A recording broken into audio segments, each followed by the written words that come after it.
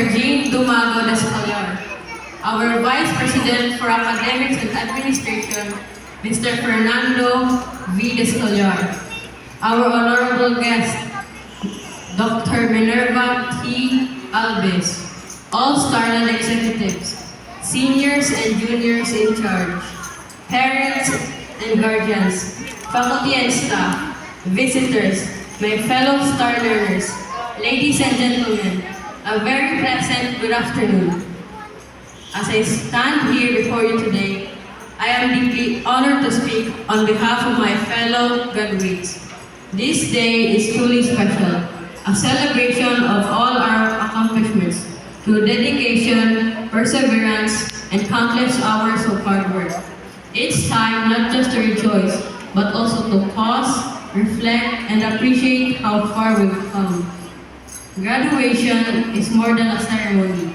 It is a reminder that success is built from both the small steps and the big leaps we take toward our dreams. Each step we make, no matter how simple or difficult, brings us closer to who we're meant to become. After all, it is effort that unlocks the door to success. At this moment, I would like to express my deepest gratitude to my parents who have been with me every step of the way.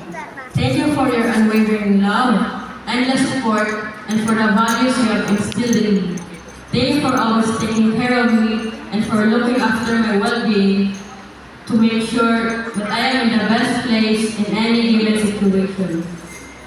To my fellow graduates, congratulations! This day is a celebration of all our hard work.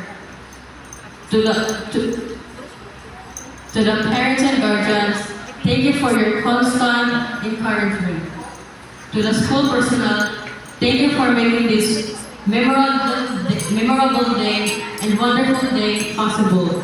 And to our STAR teachers, thank you for your dedication, for sharing your wisdom and knowledge with us, and most importantly, for helping us understand the true value of education in our lives. Life may present us with many challenges, but it is up to us to face them with courage and determination. We must continue to strive, to work hard, and to never stop reaching for our dreams, because that is where true success begins. Thank you, and once again, congratulations to us all. Thank you, Harry. Once again, congratulations. Franklin D. Roosevelt once said, "We may not be able to prepare the future of our children, but we can at least prepare our children for the future."